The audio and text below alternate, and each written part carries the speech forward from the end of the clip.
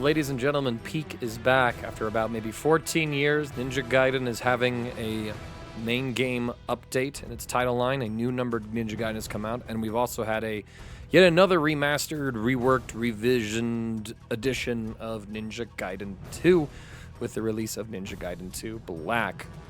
This really isn't going to be trying to be a review video or anything like that. There's still tons of content within the game to explore. Suffice it to say, as someone who played Ninja Gaiden Sigma 2 and even made an entire walkthrough Master Ninja Mode guide on this YouTube channel, which you can still see, I very clearly enjoy it. And I wanted to make another series of going through this version of the game because there are a few tweaks and differences between this and Sigma 2. As most people probably know, this is a version of the game that very much takes after Sigma 2 as opposed to the original Ninja Gaiden 2, and some people are going to be very upset about that. I don't think it's that big of a deal. I think Sigma 2 is the better version to base things off of, only because there was a lot of sadistic bullshit that was included in Ninja Gaiden 2 that was very much unfun. That being said, though, I would love to see some additions or adjustments made to this version of the game so that people could have access to some like difficulties or game modes that bring back sort of like the large-scale dozens, hundreds of enemies on the same screen for us to fight against. And if Team Ninja doesn't do that, I imagine that modders will have a pretty easy time just going through and doubling the enemy counts to capture that original Ninja Gaiden 2 experience, but that's something that the PC player base is really only going to enjoy.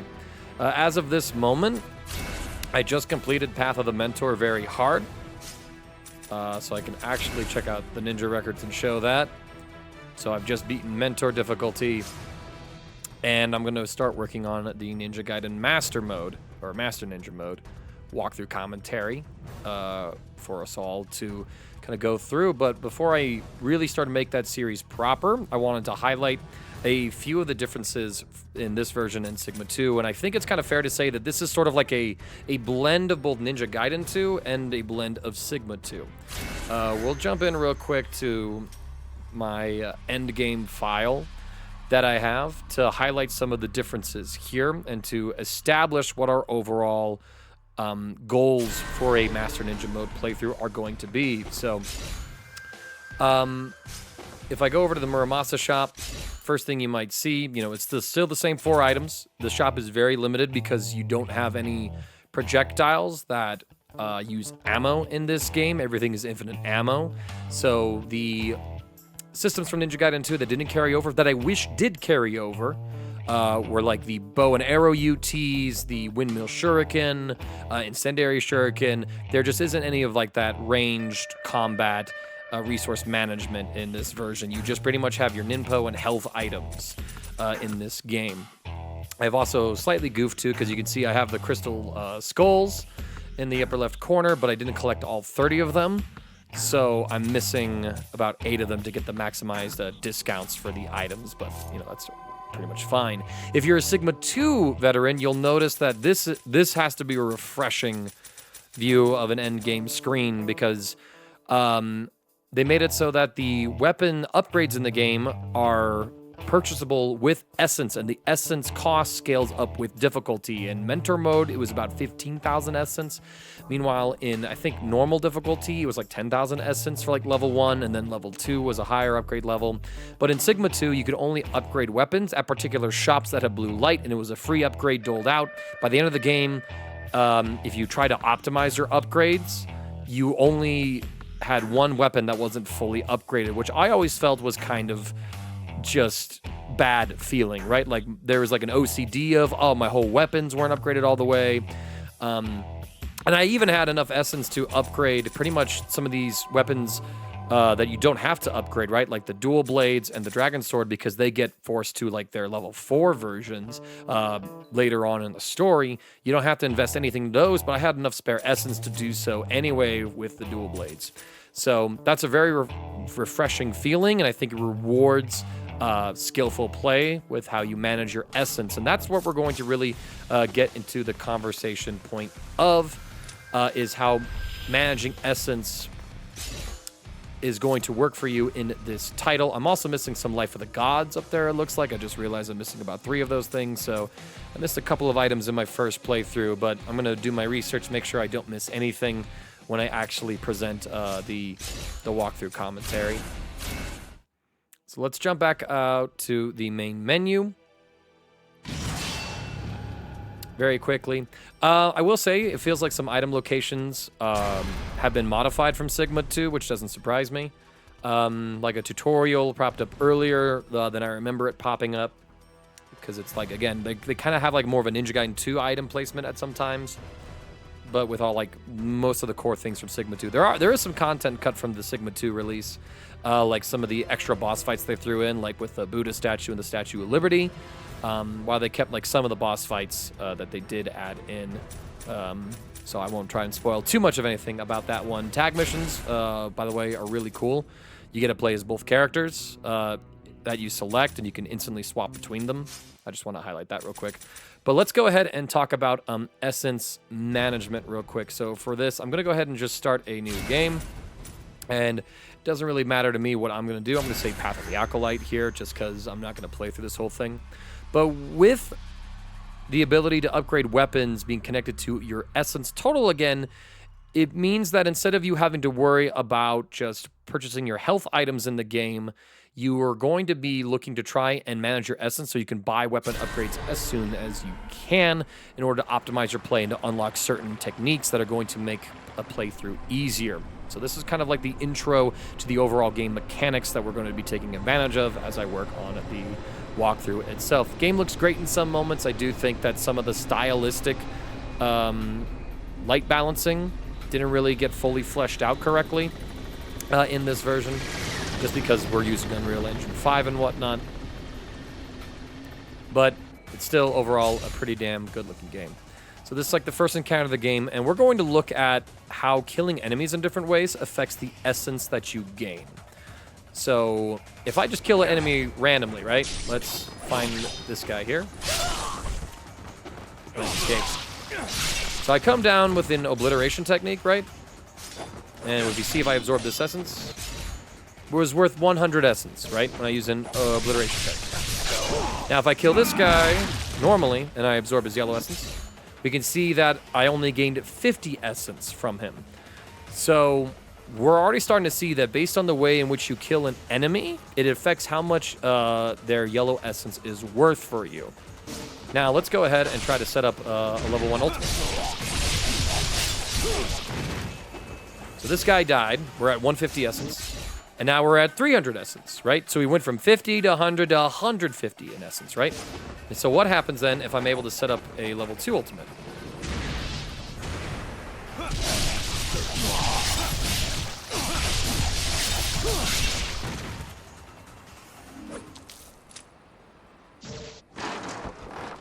Yeah, very, very simple and straightforward fight here. But as you can see, with the level 2 ultimate there, we went from, I think it was 250 to 650, so it was nearly double what the level 1 ultimate was, right? And I'm pretty sure I didn't break anything else there. So with this system established, if you want to maximize your currency, which is going to be important for you to be able to afford some of the healing items, as well as to fast track your weapon upgrades, you are going to have to maximize how much yellow essence you absorb from killing enemies with the level 2 ultimate techniques.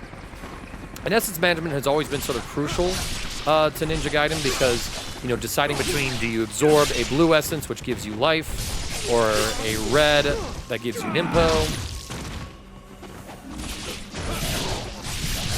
It can do a lot for what decisions you make on the fly in a fight, and that's sort of the core of a Ninja Gaiden fight. Now, I got about some essence in the middle of here, like I got 30 essence from something.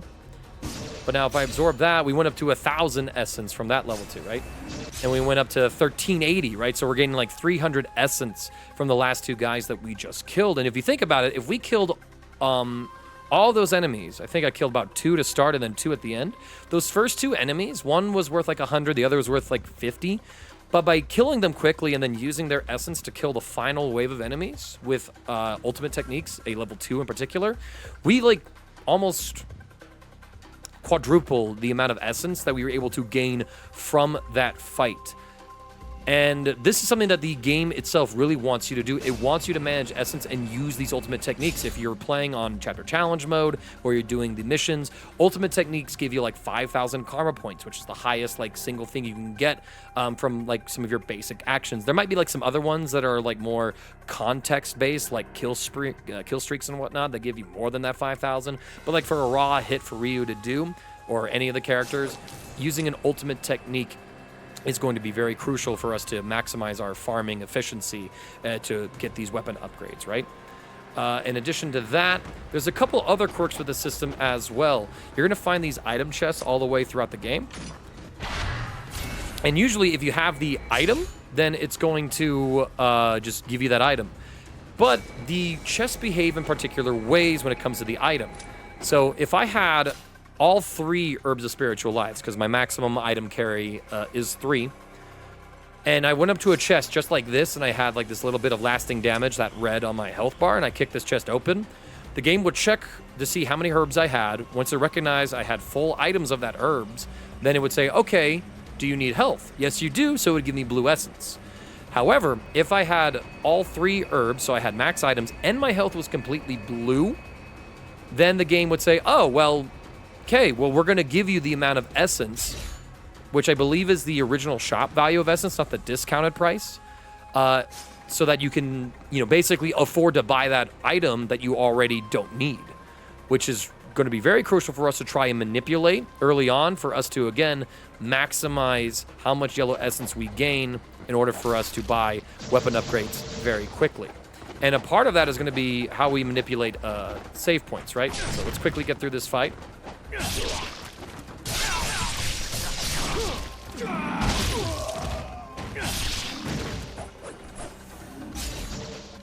Right? So consider the fact that when we killed 2 guys before, we got 600 essence, and then I barely just gained 100 here. How you kill enemies in this game is very important.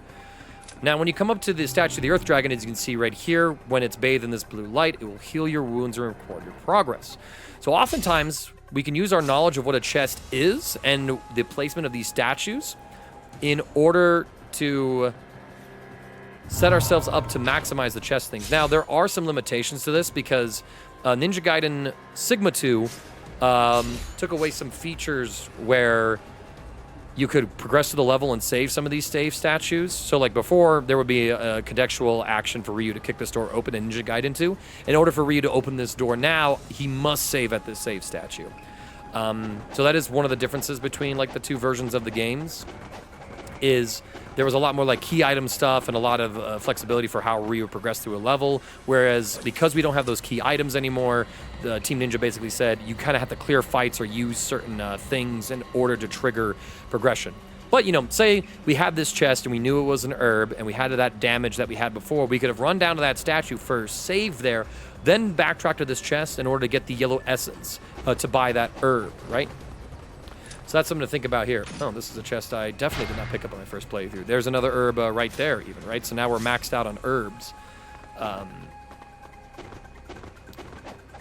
that's kind of going to be the core of the guide that I'm going to be working on for y'all, is how are we going to approach fights to maximize our essence kills so that we get as much essence as we can from them, as well as how we're going to manipulate the chests so that we can also maximize our financial gain from them to buy weapon upgrades as fast as possible to give us a stronger, more fun playthrough.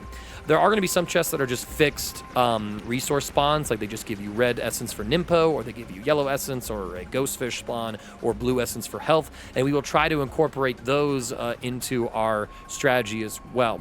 Because for some players, Master Ninja mode can be a very hard game mode to play through, and the intention of this guide going forward after this initial introductory episode is to get maybe some of you new players who didn't play the Ninja Gaiden series, you want to get into it, an idea of what is a safe, consistent way to play the game that is also very fun, in my opinion.